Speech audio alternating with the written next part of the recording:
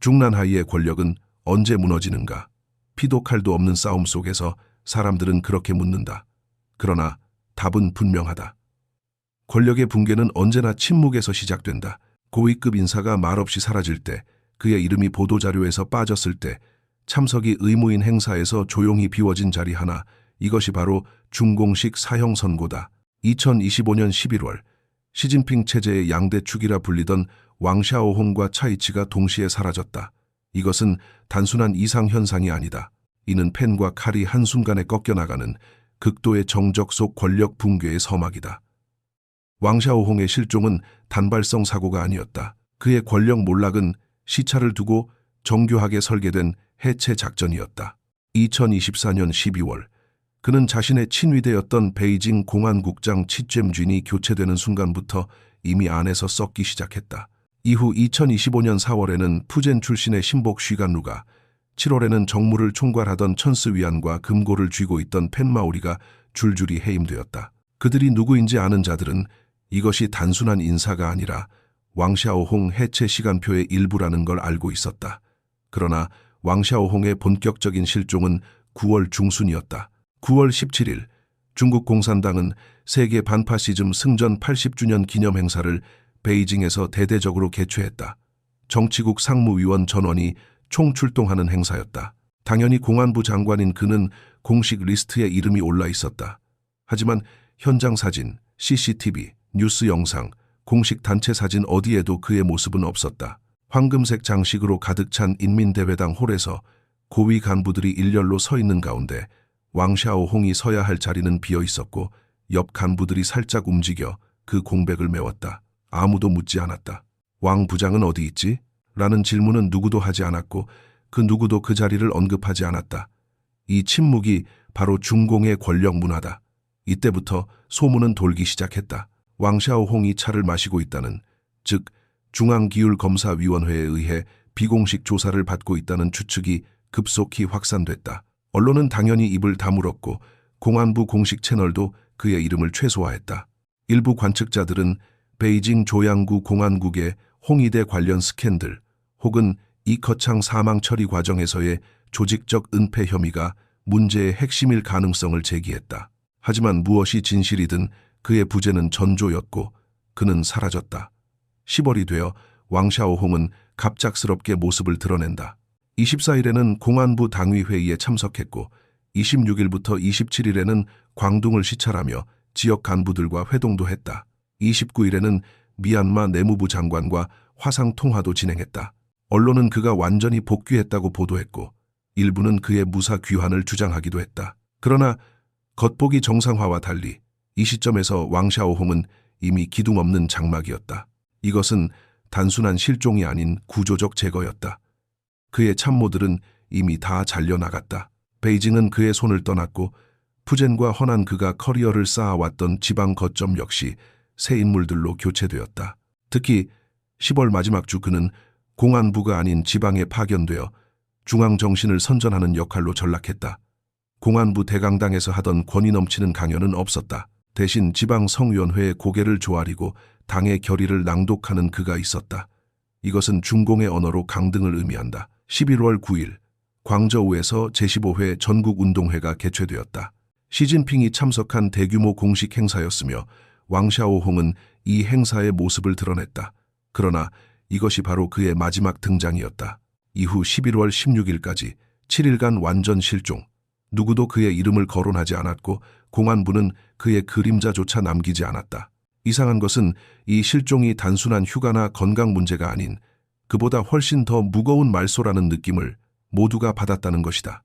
요약하자면 왕샤오홍은 2024년 12월부터 2025년 11월까지 정확히 11개월에 걸쳐 정밀하게 해체됐다. 내부 인적 기반이 무너졌고 권력의 핵심 손발이 제거됐다. 그리고 마지막 7일, 그는 공식 사망은 하지 않았지만 정치적으로는 더 이상 존재하지 않는 인물로 전락했다. 그가 가야 할 자리에 그의 대리인이 서지 않았고 그의 장례식에는 그의 부하도 없었다. 이 모든 것은 단 하나의 신호를 말해준다. 칼은 더 이상 손에 쥐고 있지 않다. 그의 이름은 둥이쥔. 공식 직함은 베이징시 공안국 부국장 겸 교통관리국장. 나이 58세. 중공 기준으로는 한창 실무와 승진의 중추를 담당하는 정점의 간부다. 하지만 그는 살아서 이름을 알린 것이 아니라 죽어서 전면에 등장했다. 2025년 10월 21일, 바로 제19기 사중전회가 시작된 이틀째 날, 그는 질병으로 인한 구조 실패라는 단 한 줄의 문장으로 사망했다. 그러나 그 한 줄은 발표되지 않았다. 그날로부터 정확히 25일간 어떤 언론도, 어떤 기관도, 어떤 내부 시스템도 그의 죽음을 언급하지 않았다. 왜 그랬을까?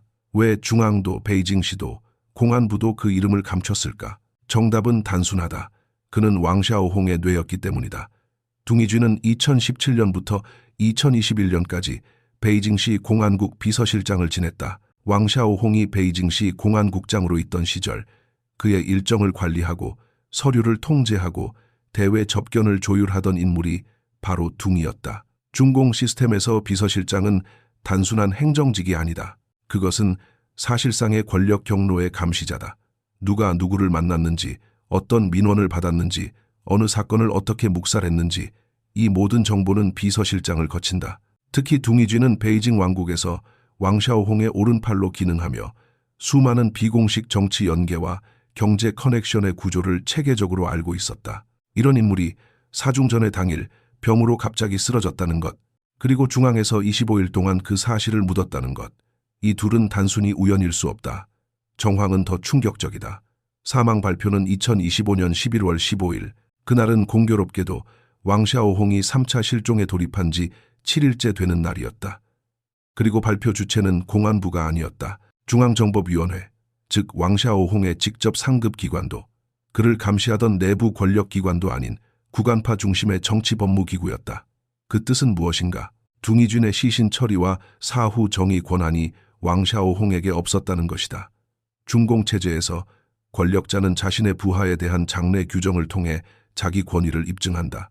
공안부 장관이 자신의 비서 출신 국장이 사망했다면 그에 대한 사후 정리와 공표는 당연히 공안부를 통해 이루어져야 했다. 그러나 이번에는 그렇지 않았다.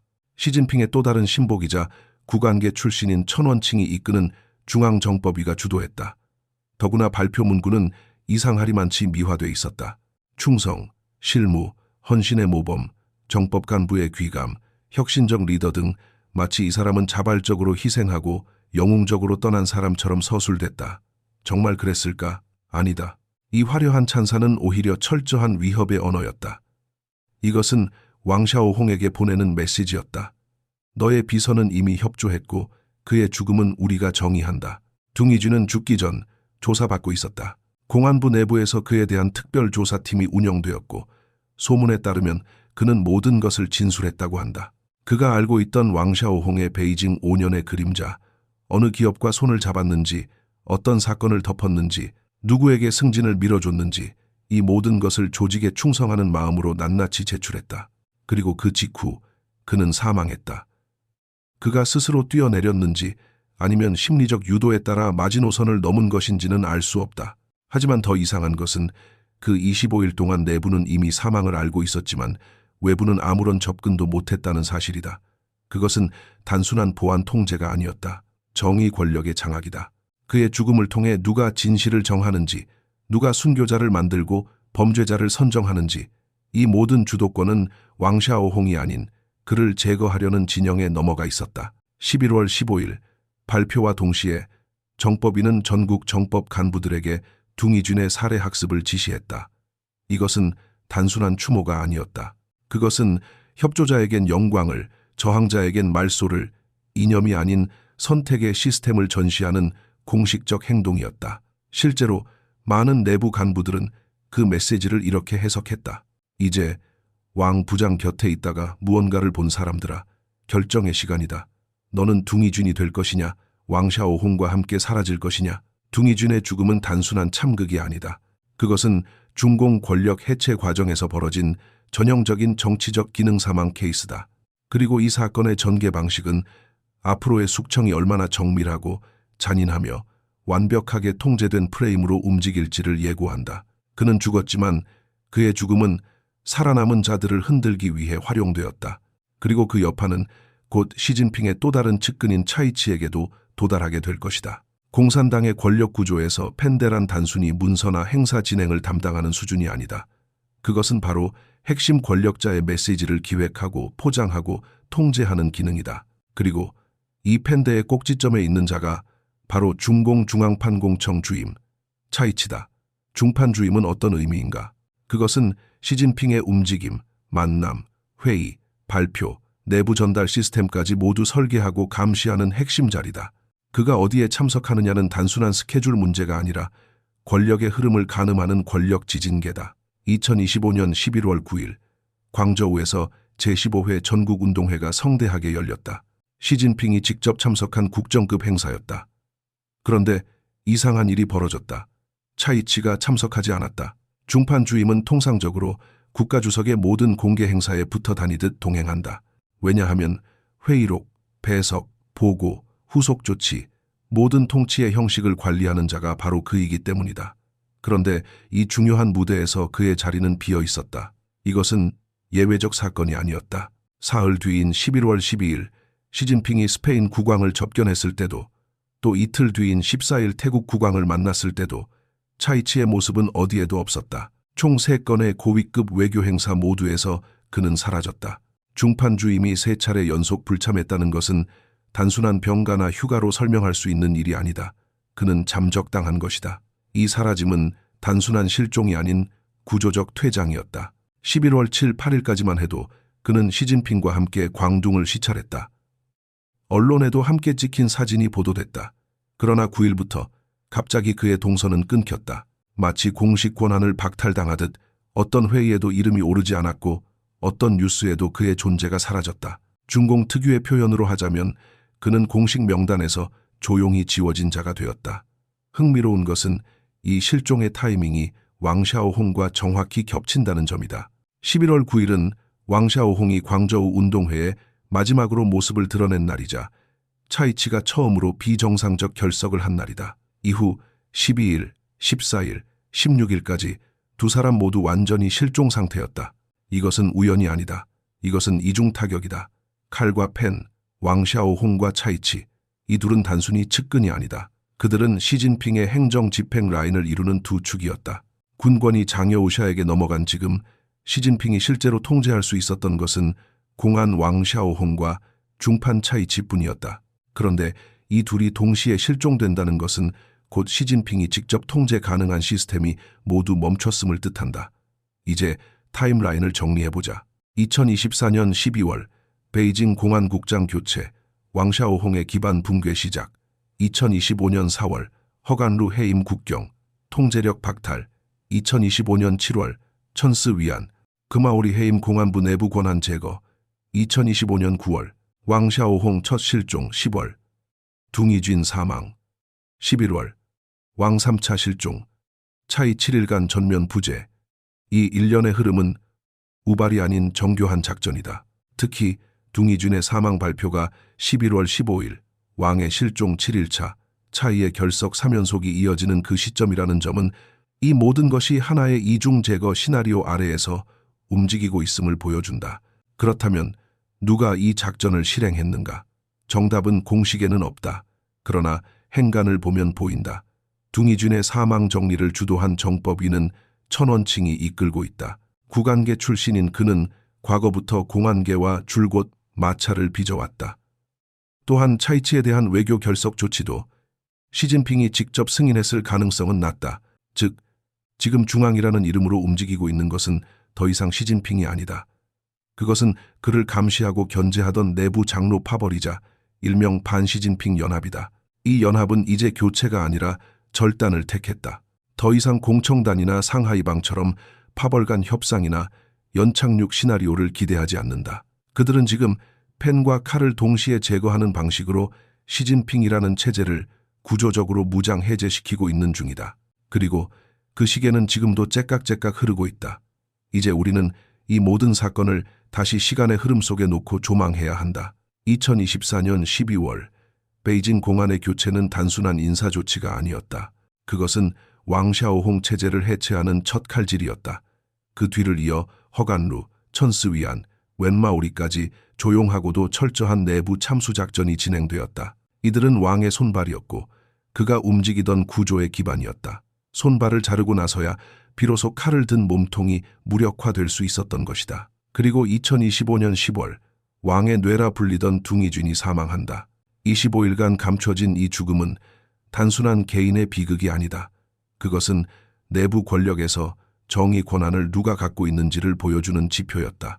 시신의 정의, 공적의 포장, 언론의 언급 여부, 이 모든 것이 공안부가 아닌 정법위의 손에 있었다는 사실은 이미 왕샤오홍은 자신의 측근조차 장래를 결정할 수 없는 껍데기 장관이었음을 증명한다. 그 직후 왕은 3차 실종에 들어가고 동시에 차이치는 3건의 핵심 행사에서 사라진다.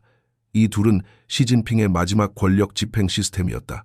군권은 장여우샤에게 사실상 넘겨진 상황에서 공안과 중파는 그가 직접 통제 가능한 유일한 수단이었다.